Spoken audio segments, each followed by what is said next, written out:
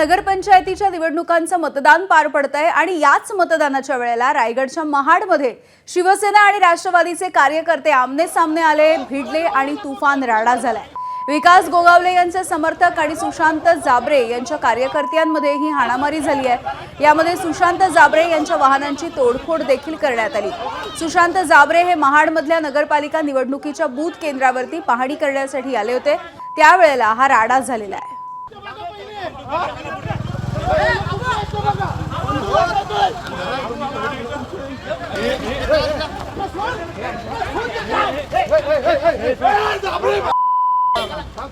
महाडमधला जो राडा आपण म्हणतोय, जी हाणामारी झालेली आहे, त्याची भरतशेठ गोगावलेंची किंवा विकासची देखील बाजू ऐकून घेणं गरजेचं आहे। आज कुठेतरी हा प्रसंग झाल्यानंतर मंत्री म्हणून भरतशेठ गोगावलेंना अडचणीत आणावं आणि त्यांचे चिरंजीव विकासशेठ गोगावले यांना अडचणीत आणावं म्हणून हे षडयंत्र आहे का, याचा देखील चौकशी झाली पाहिजे।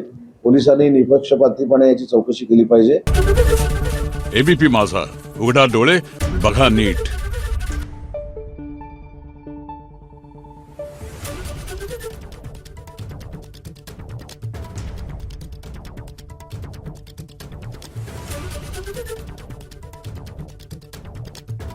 Thank you.